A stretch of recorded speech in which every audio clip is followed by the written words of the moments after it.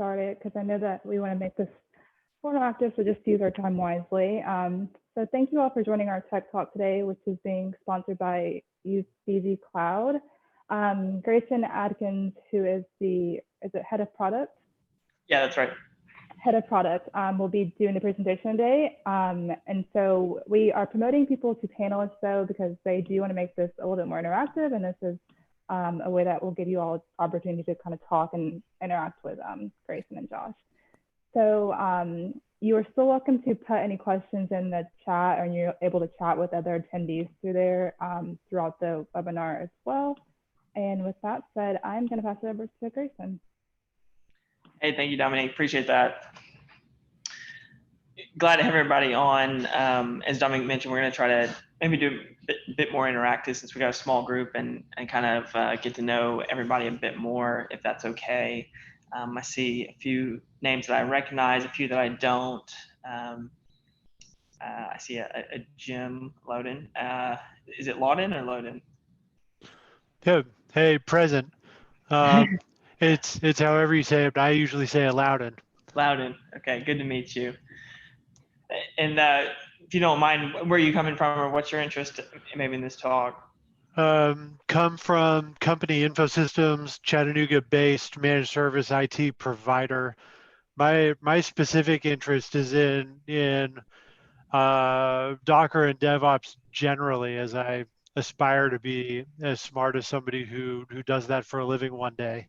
But in the meantime, I'm a sales guy serving the local Nashville metro area. Awesome. Good to have you. Thank you. Then I see we've got a Melindy. Is that it? Is that how you pronounce your name? It's Milind Kumble. Milind. Good Yes. to meet you, Milind. And what about the same question to you? What is your interest maybe, and maybe a bit about your background so we can get to know each other better? Yeah, so I work at State of Tennessee, and we manage the ERP systems here at the state, and anything that goes along with it, data warehouses, databases, things like that. And my main interest, just trying to learn more about, we're looking at the cloud as one of the hosting options, and just generally trying to learn more about what can be done there. Absolutely. Great. Well, as Dominic mentioned, my name is Grayson. I'm the head of product at Uffizzi. We are a app platform. So we are a cloud provider in the sense that we use a lot of the tools that other big names like AWS, Azure, and others do, except we have more of a focus on automation and simplifying a lot of the cloud process. So a lot of things we obfuscate or automate for users. And so we want to give a talk on Docker and DevOps because that's really in our DNA of what we do. We use every one of the tools that I'll talk about today. We use those in building. We used those in the building of Uffizzi, and we use them every day in our own internal development as well.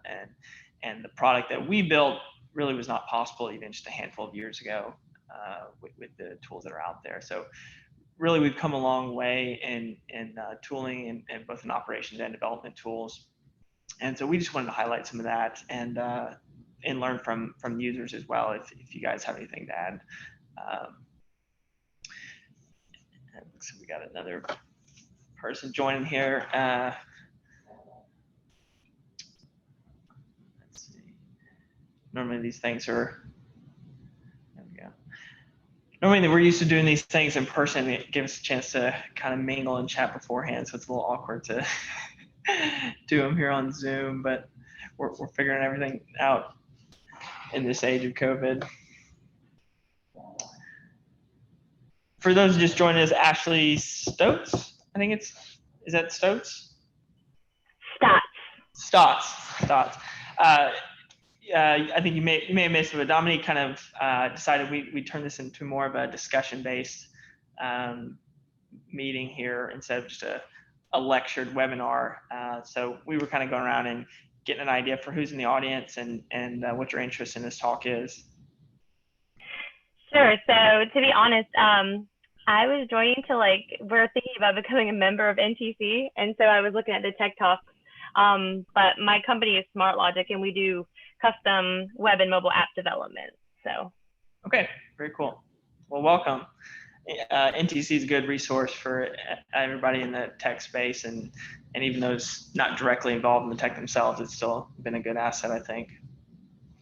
So I encourage you to do that, to join. All right, thank you. And then we've got a Wilka. I don't know if they're online. Maybe not. Maybe they're just listening. Well, anyway, we can go and get started in what we're going to talk about. Let me go ahead and present some slides here. And I'll try not to make them too dry. I know nobody likes to sit and just watch somebody read off slides. So at the end, we're going to do kind of a demo of some of these tools in the context of Uffizzi, and then we're going to have a chance at the end for folks to ask some questions and learn a bit more, and just have like I said, an open discussion, and keep this fairly informal. So feel free. I think there's a raising hand button within Zoom here. Actually, I'm sorry. I think all of you are panelists now, so you shouldn't have to do that. So you should be able to just unmute yourself to talk. Anyway, go ahead and get started. I'm going to share my screen. So the title of this talk is Docker, DevOps in the Cloud. We're going to focus mostly on DevOps generally, but we'll talk about Docker and mention some cloud options out there. For those of you who just joined, I'm Grayson. I'm the head of product at Uffizzi. We're an app platform that automates a lot of DevOps practices. So in our product, at least, there's not a lot of these tools directly exposed to the user, but we use them under the hood, so to speak, integrating them into our product. So I guess those are my qualifications for giving this talk, is that we use these tools and techniques and culture of DevOps every day in what we do. So this is really our bread and butter, and something that has made us more efficient and made us be able to create the company that we've created, the product that we have. So hopefully you can learn something from it and pick up maybe some tools and tricks or some things that you can bring back to your companies as well. So I think it's important really to start with the why are we having this discussion? Why does it matter, DevOps, and what are the problems that it's solving? And I came up with a few questions to sort of ask yourself if you ever had these problems, or if your company or team exhibits some of these problems. One is just getting started with the cloud, difficulty in creating environments for development, for test, and for production. This can be a real challenge for some companies they can get something working for production, but creating similar or identical environments, parallel environments to test code, to develop code, and then to test it can be a challenge, and it can be expensive, not just in terms of resources, but in terms of expertise and the time it takes to stand those up. So that's a problem that DevOps can solve, or can help solve. Another issue is code that works in your development environment but doesn't work in your production environment. So it seemed to work while your developers were building it, but your customers are seeing something that's got a bug, or it's broken, or it's not functioning how it should be. So what is the reason for that disconnect between what you built and you thought you were pushing out versus like what your customers are seeing in your production applications? Taking too long to push new features is a really common one. We talk to a lot of companies, and this is, it's not uncommon for some companies to have new releases take 3 months for them to release new code, sometimes a month. At Uffizzi, we're pushing code, if not daily, at least weekly. And that's more and more common these days. And it's really important, as they say, to be like the fast fish anymore. It's not good enough to be the big fish, of the ocean. It's being fast is really a competitive advantage. And so if it's taking a company a really long time to roll out new features, the market can shift underneath them, and all of a sudden, they're obsolete, especially in this day and age. So that can be an issue that can be addressed by DevOps culture and tools. Tedious and error-prone processes are also a big issue, and related to some of the previous ones I mentioned. Just a lot of manual steps involved in setting up cloud environments, setting up tooling, and there's so many options out there, and sometimes option overload can be overwhelming. And the manual process also can lead to errors. The last point, uncaught errors and security holes. So 99% of misconfigurations actually go unnoticed, and a lot of problems come from manual setup. And the other point here, the other question here you can ask yourself is like, does your company have difficulty rolling back changes when times when something doesn't look right in production, or you've pushed code that you need to roll back? Can you do that easily, or does it take kind of an overhaul of what you've done to redo it? Does it take a whole day, or can you do it in a matter of minutes? So these are all problems that DevOps can potentially solve. The other question I'll ask is this your company culture? This is a meme that's often used to define the difference in dev and ops, and sort of the attitude that sometimes developers feel towards their operations teams of, hey, it worked fine in devs, it's ops problem now, and we've done our job. You know, if they can't figure out how to make the application secure and scalable and reliable, well, that's not our problem. And that's really a symptom of siloed teams and bad culture. And we'll talk about sort of what DevOps means for trying to address this. So if you answered yes to these questions, then integrating DevOps practices may be helpful to your team. And it's not something that's going to solve all your problems overnight, but it's something you can start thinking about and working towards. So foremost, DevOps is a culture of collaboration, and more so than the tooling. It's about developers and operators, those who are building apps and those who are managing the applications and make sure it's secure and reliable and scalable, coming together early in that process. And so really it's about empathy. Developers should be thinking like operators and empathizing with the operators and their responsibilities. And likewise, operators should be thinking like developers. And we'll talk about in detail about how we can get more concrete on this and how they can do more than think like operators, think like developers, but actually share some tooling and sort of create a common language between the two sides of IT and tech.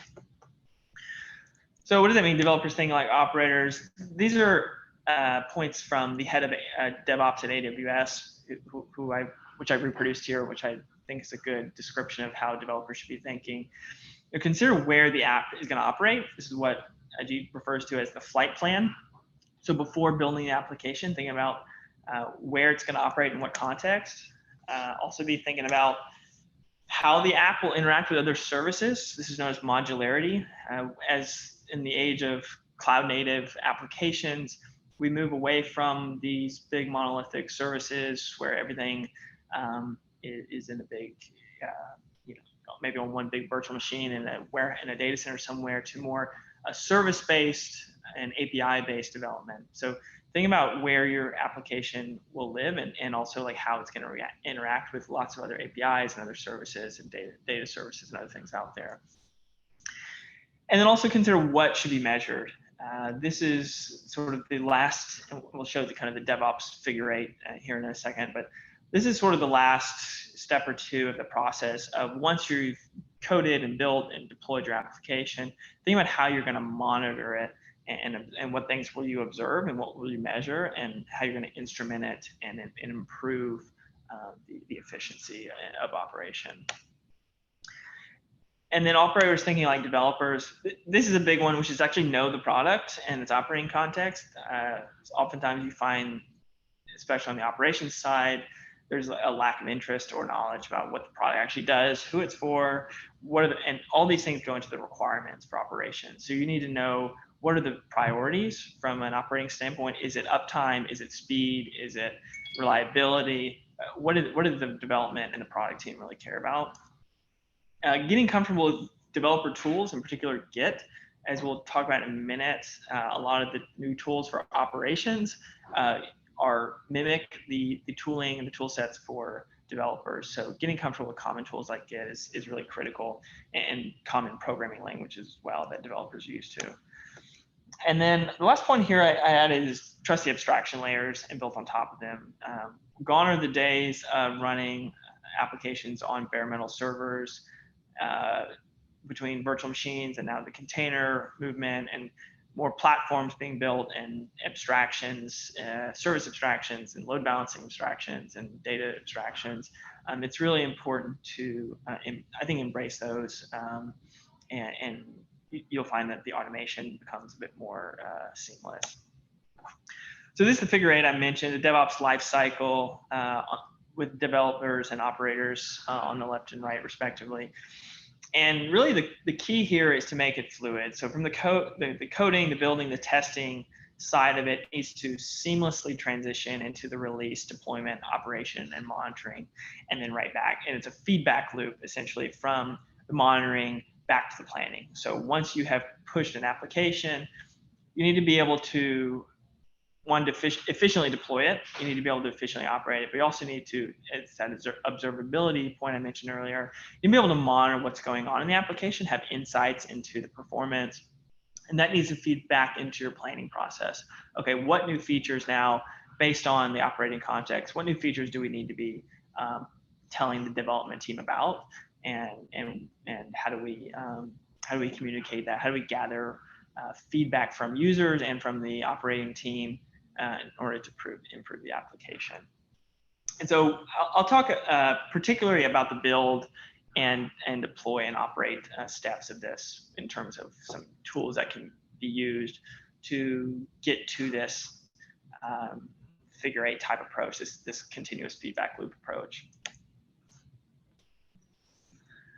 So briefly, some traits of DevOps. So what does it look like when you're approaching DevOps culture within your company? One is continuous integration of new features, as we mentioned.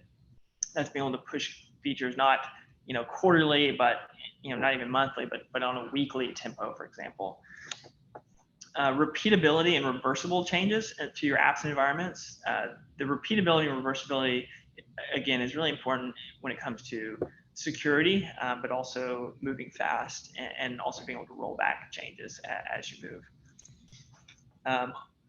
Another trait of DevOps is automation, automated infrastructure for reliability, scalability, security, and then finally standardized security to avoid costly mistakes. Instead of a ad hoc solution from a security standpoint, by codifying your processes in sometimes what's known as infrastructure as code, which we'll talk about, really can enforce security in a repeatable, automated, standardized way. And I use the word automate a lot. I'll say it again: automate, automate, automate. Humans fundamentally are slow, we're unreliable, we're error prone. And so automation frees up time for creative work. It also reduces our error proneness, and really paying that attention up front is going to pay dividends down the road. As we ourselves have seen at Uffizzi, the automation really allows us to free up time for inspecting things that maybe can't be as easily automated and need a human eye for. So automate the mundane, repeatable things. At the outset, you need to focus. If you think about the two sides of the development side and the operation side, which one should you really focus on optimizing?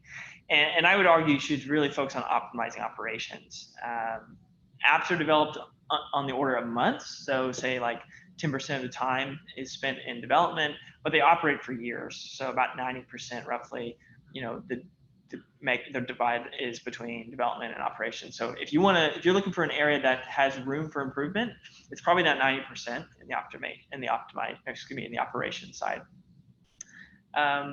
However, very little pre-development planning mentions the operating environment. It seems that operators are often shut out of that conversation early on, and it's just the product team and the developers talking about what we should build, but not necessarily considering the context of the operating environment. So again, bringing the operators into the conversation early on is an important step in introducing DevOps and culture into your company. And then focus on, as I mentioned, optimizing that 90%, which will pay dividends. All right, so hopefully I've convinced you of the problems that we're solving and like what a good culture and a good workflow should look like, but specifically how do we go about implementing these traits and these strategies. So I've outlined here I guess 6 different I'll call them tools and techniques for integrating some of these features, and in parentheses on the left you'll see sort of the step of that figure 8 that I showed earlier, which step these tools are meant to address that process. So there's and I've actually added a few here, but there's, the code step, the build and test, the packaging, the provisioning, the deployment, and the monitoring of your application. So in particular, I'm going to focus on the build and test step with CI/CD, which I'll talk about, the packaging and the provisioning and the deployment, not so much on the code and monitoring for this talk at least.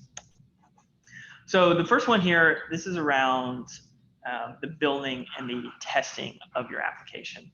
So continuous integration, continuous delivery is a culture and a practice of repeatably and reliably pushing new features to your application.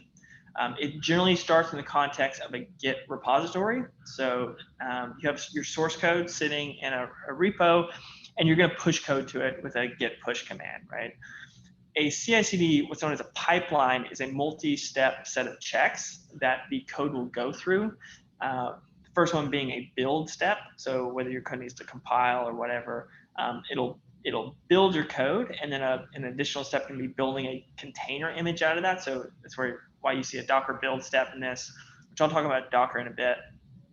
And this is all automated. So once you push, the build process automatically triggers, and then it will move, once it passes the build test, if it passes the build test, it'll move on to a testing step of the pipeline. And those can be unit tests for individual functions of your application, or integration tests if you have a more complicated or complex application where multiple parts need to be integrated.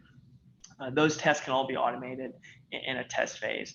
And then the final step is a deployment check, a deployment step that is really optional. Not every company wants to continuously deploy.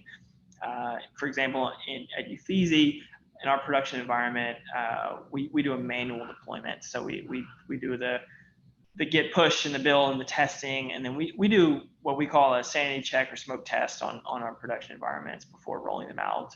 But this can be automated, especially for development environments or staging environments or test environments. You can have a process where you git push, you build your code, you test your code, and you deploy your code all within a matter of minutes. And so the idea here is that you are not skipping any steps. All these are codified into a script that runs, and then will throw errors if there's a problem during the process, or otherwise will pass and kind of continues to deploy. So it improves speed, improves reliability, and the repeatability of the process of development. And some common tools for this, at Uffizzi, we use GitLab's continuous integration. Other popular ones are Jenkins, Travis CI, Spinnaker, and there are several others. But these tools, we like GitLab because it integrates the source code repos along with a lot of the tooling related to continuous integration. So these can be set up in simple configuration files, and then set up to essentially watch for push git commits in your repos. The next tool that I've previously mentioned is Docker, and this is a big buzzword, of course, these days, and something that a lot of people are either have integrated or looking to integrate.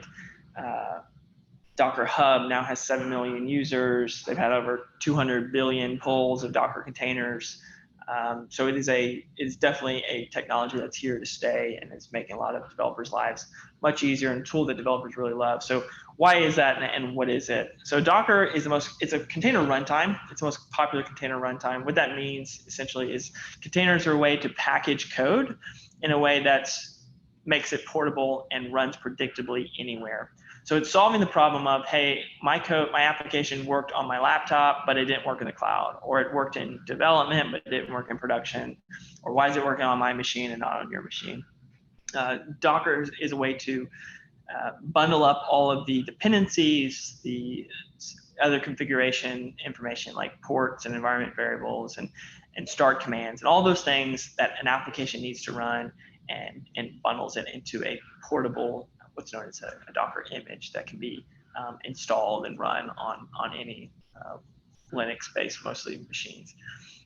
Docker files are the file that's used to instruct essentially the machine how to install and run that application. So if you think about if you were to send your application to a friend or another coworker and describe to them how to run your app on their machine. That's essentially what a Docker file is. And here's an example of a simple one for a Node.js application. So it starts with what's known as a base image, in this case, a node image, and then adds components to it. In this example, it creates an app directory, copies your package.json file into that container. It runs an npm install command in that container, and then copies the app source in, and then exposes port 80, and then does a run command, which I think is being cut off on this image here, but basically a node run command. So with the Docker command line, you can take this Docker file, do a Docker build, and create your image. And that's what the CI/CD pipelines will do for you automatically if you've got these things set up in it. So kind of just summarizing Docker and its use, it's really a way, Docker and containers have become the fundamental unit of work, so to speak, for the cloud. It's a kind of the first class citizen of the modern cloud and what you're going to be dealing with and when you're using modern tooling. So it's we think it's a really important prerequisite for getting started with a lot of these tools. Another buzzword these days is Kubernetes. This is a tool that I often say is not for everyone, even though a lot of people really try to integrate it into their application or into their companies and cultures. It has I'll bring up the last point, which is it has a reputation for being powerful but complicated. But first, what is it? It's a tool for controlling the lifecycle of containers, often known as a container orchestrator. It's used to start, stop, restart, monitor containers, set their resource limits, set affinity rules, which are basically which server instance should this container or application run on.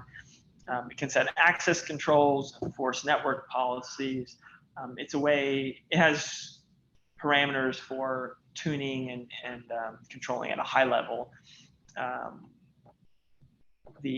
For example, the high level standardized security that your organization may enforce. So for example, if you're at a healthcare company, you may have certain rules about where an application or what kind of hardware or what kind of environment an application can run in, what context it can run in. And with Kubernetes, you can set those policies. But as I said, it's powerful, yet has a reputation for being complicated just because there's so many different options. Originally developed by Google, but it has since been open source and has a large and growing community. But it's really the tool for managing the containers in your cloud environment. Infrastructure as code is one that we find to be endlessly valuable and really gives a wow factor when you see it working. It really removes the need for manual configuration in your infrastructure. So if you think back to that figure 8, the DevOps figure 8, once you push your code and then have a release, even before deployment, there's a provisioning step. So that is, which cloud resources do you need? Do you need virtual machines? Do you need databases? Do you need static IP addresses, et cetera? And infrastructure as code is a way of manually automating the configuration of those cloud resources. So in tools like Terraform, which you see at the bottom listed there, you can define what your desired cloud configuration should look like in a file, and then you simply run a Terraform apply type command, and that set of cloud resources are then automatically and declaratively enforced on your target cloud environment, whether it be Amazon, Azure, et cetera, if you're using a big cloud provider. So those changes to that configuration file can be tracked with Git version control. This is back to operators thinking like developers. So as an operator, being comfortable with Git means that you can create for example, Terraform config file, and then apply that to specification, and then check that file into version control, and then be able to roll back changes. So as we mentioned earlier, rolling back changes is a problem that DevOps is solving. This is a technique for doing that. If you say stand up 5 virtual machines, you can then roll that back if you need to, or tear those down and redeploy them again in a repeatable, easy way. So instead of manually going into a console and clicking create, or using the cloud API to do these things, Terraform and Ansible and others can do this for you.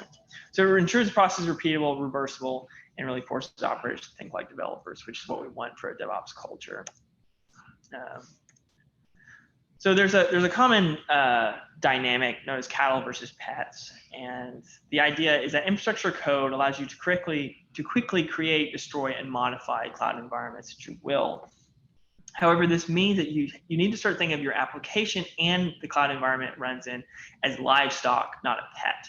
That is, not being afraid to destroy it, recreate it, move it around, and not treat it like, oh, if it goes down, it's the end of the world. In order to preserve that type of portability, the app should be decoupled from its operating environment, from the OS and infrastructure. A lot of more legacy applications that we come across sometimes, we see that developers have started to, for example, store files locally on the machine, assuming that that application is going to run on that machine that it was built on, or the application assumes there are local dependencies or local configurations. And sometimes the application can sort of start to meld with the operating system it's running on, and then it loses its portability. So it's important to, when developing applications, to really think about, instead of using local storage, local file system, for example, think about using cloud storage. Instead of local dependencies, maybe think about external APIs that are cloud native. And then also injecting configurations via environment variables, as opposed to assuming that it's in a config file on the local system. So effectively, by containerizing something, you also need to think about where it's running, and that fact that it may move around. It may be running on this server at one moment, and then on the next moment, it may be destroyed and stood up on a server somewhere else. So these are things to kind of consider. So doing DevOps, you need to kind of ask yourself a few questions. Can DevOps tools be applied to my legacy app environment? Some of those things that I just mentioned may contradict what you or your organization's app looks like and what it does. So does it even make sense to really integrate some of these tools and techniques for a system that's already been built, and your organization may not have the luxury or the stomach to do a big refactor? When does it make sense to maybe integrate some of these tools? Should you consider using DevOps tools for new apps, or for prototyping new features of an existing app? Sometimes it doesn't take a new application in entirety. Sometimes it's just a new feature that can maybe be built in a cloud native context, and interact in like an API fashion with an existing legacy application. And the final question really is, does your company have sufficient cloud expertise, time, and resources for this approach? My recommendation generally is yes. If the answer is yes, then a DIY approach on AWS, Azure, et cetera, may make sense for you. If you have a large enough team of operators and developers who are comfortable developing with tools like Terraform and Kubernetes, and managing our own Kubernetes cluster and Dockerizing things, et cetera, then probably a large infrastructure provider like AWS, Azure are a good option. If the answer is no, I like to tell people to consider using a managed service, a managed container service, or an app platform like Uffizzi. And I'll talk about why that is in a second, and kind of give you a demo of what we're doing and how we're integrating a lot of these tools under the hood. But I like to think of it in terms of like where the market's going, and how a company or an organization should be allocating time and resources. So if you think about 20 years ago, physical servers, bare metal servers as they call them, were how companies hosted applications, and that took a lot of company resources in terms of time, money, expertise. As we move into the new millennium, virtualization, and of course Amazon was big in this, started to really take hold. VMware and other providers. Infrastructure as service comes along, and being able to on-demand provision a virtual machine, EC2 instances, and cloud storage became really easy. In more recent years, container services allow you to hide even more detail, those abstraction layers, and really have even more push button provisioning.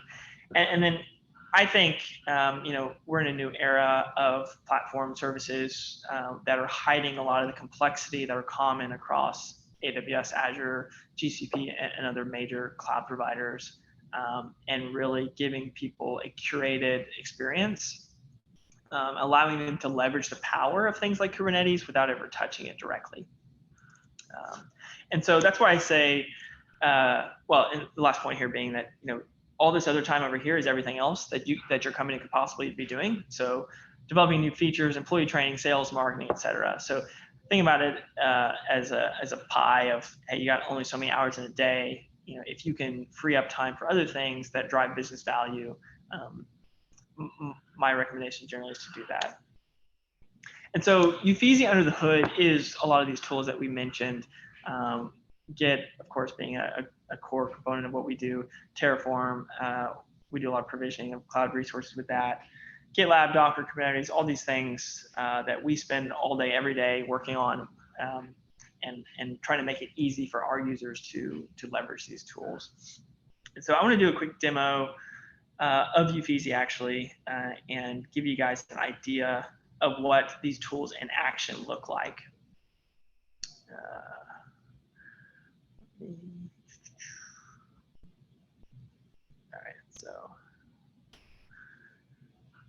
All right, so I'm here in our Uffizzi web console, where we can create cloud environments with the click of a button. And so I'm going to show you how quick it is to leverage Terraform and Docker and Kubernetes and these tools in an automated fashion, and what we can do. So we have 3 cloud options for our users: a standard option, which is a pod running in a Kubernetes cluster. We also have option for auto scaling, so turning on an auto scaling feature via Kubernetes under the hood. And we have an enterprise feature allowing us to deploy your application to multiple zones, so different data centers, for increased redundancy and reliability. For this one, I'll just choose, for example, the performance environment. We like to keep everything dev, staging, production, et cetera. And so we make it easy for the users to do that as well. So as I mentioned earlier, one of the problems that DevOps can solve is, hey, I have trouble standing up my development, my staging, or my production environment. Well, this allows us to, set one up very quickly with just a click of a button. In this case, I'm going to import an application from Docker from a demo standpoint. Here we're actually communicating with the Docker Hub API. We can pull in your private images or public images. In this case, I'm going to use a Node.js Hello World application. I didn't talk about Docker tags, but this is a way to essentially tag different versions of your app. So you can have a production version, and then you may have or you can start numbering your releases, for example, say, version 2.0, 2.1, 2.2, et cetera. I'm going to specify that this container is going to be public, and then it listens on port 80.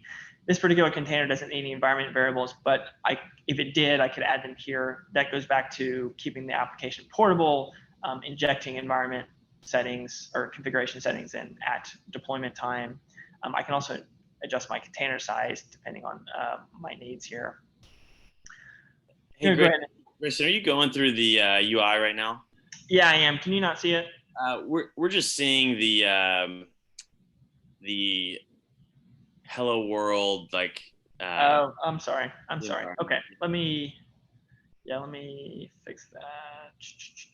Let's try this again.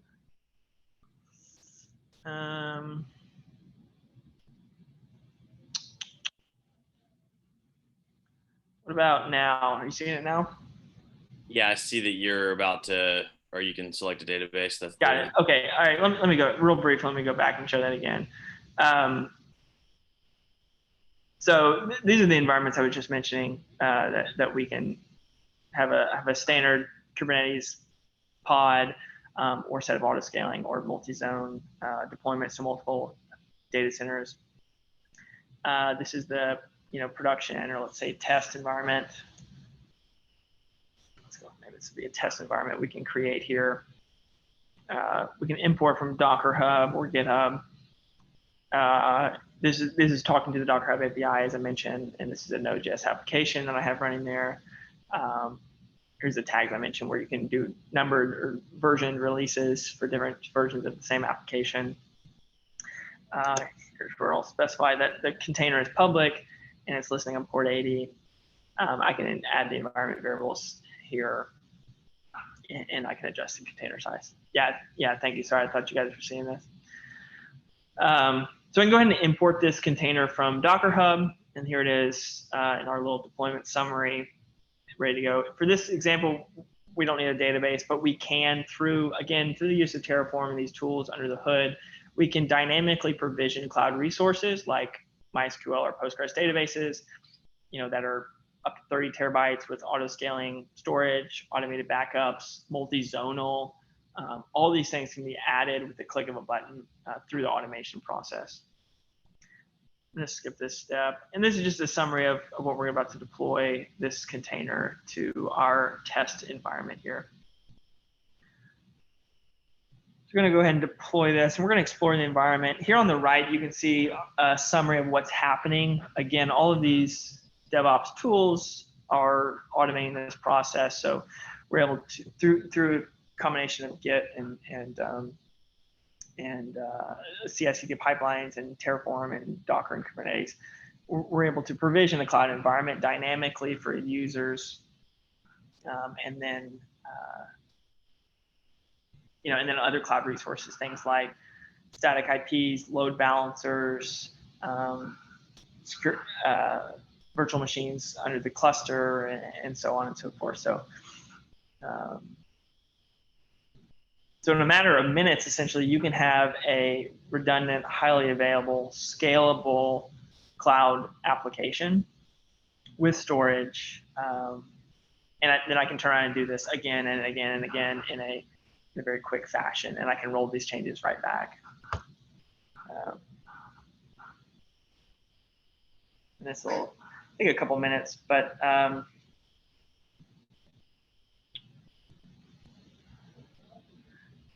another thing that I guess while we're sitting here waiting for it is the provisioning of HTTPS certificates and things like that can all be automated. So it doesn't just have to be servers or virtual machines or databases or apps that can be provisioned. A lot of just about any cloud resource now is controlled via API and can be automated.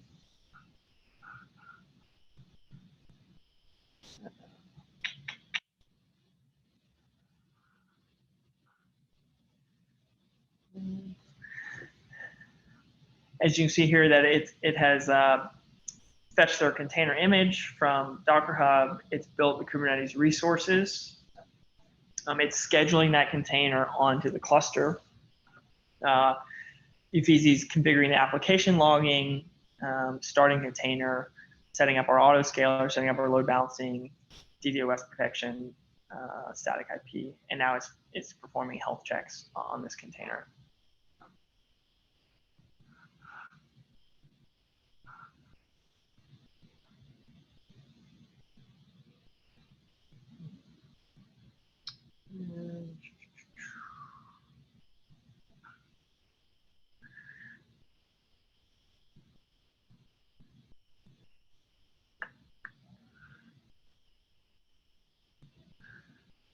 And then also kind of while we're waiting, we're able to kind of pull in the logs. Again, another cloud resource. In this case, this is a monitoring resource that we're able to pull in what's happening from the application. These logs will load. And then being able to adjust these settings. So adjust the ports, add environment variables at a later date, adjust the memories, for example, all within a GUI-driven console.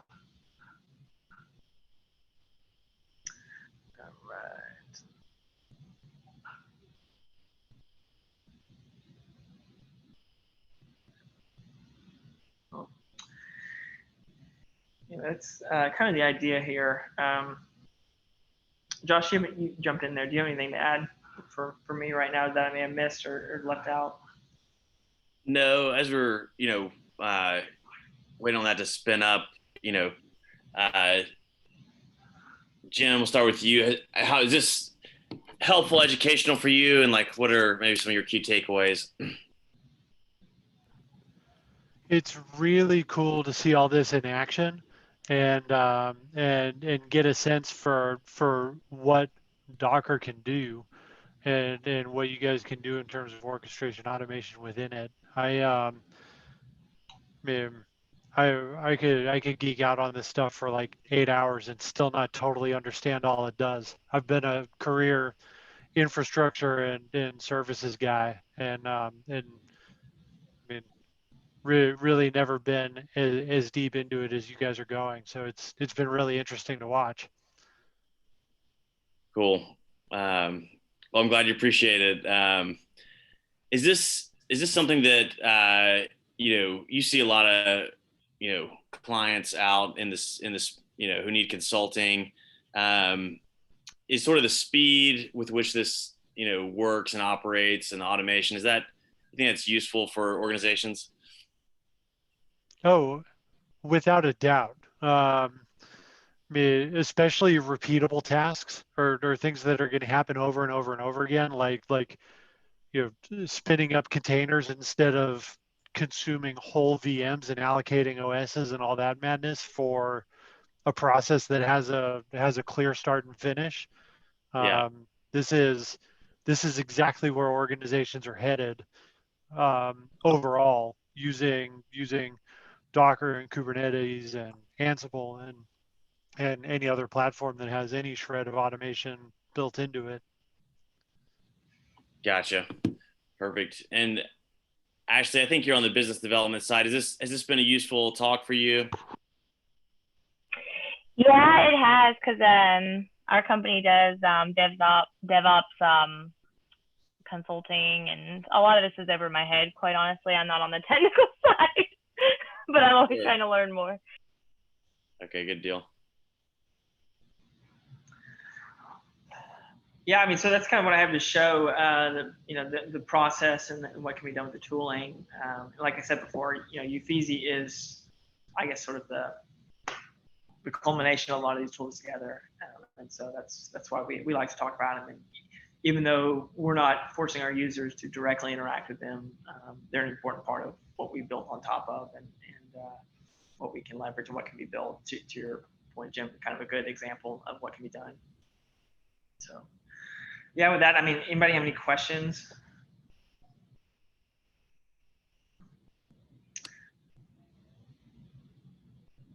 If not, it's all right.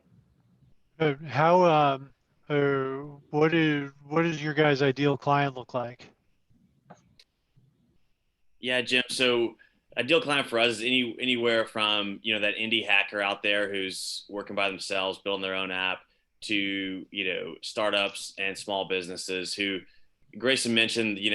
If you have large teams with a lot of expertise, a do-it-yourself approach may make sense when you're at big scale and you can afford sort of the manpower that has the expertise needed to leverage some of the tools with your larger cloud providers. But smaller teams, it's like, hey, a DevOps guy may cost you 100 to 150K a year, to have on your team, or to consult with one is also quite expensive.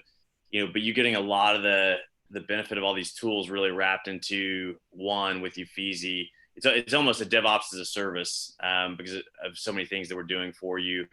So we're trying to be really a force multiplier for the teams that are small, and they need to get their app out there. They need to turn it quickly.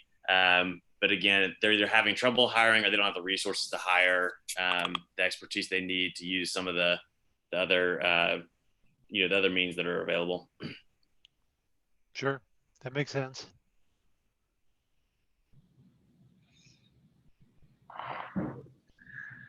Very cool. I appreciate you guys taking the time. I've enjoyed watching all this go down. Maybe you've inspired me to crack my book on how to learn to understand all this stuff and break myself out of the infrastructure world for a minute. Sure. Yeah, it's important to get sort of a map of the terrain before you get started too. Yeah, for sure. Well, please pass on to some other engineers there at your company, our product, and see if they're interested in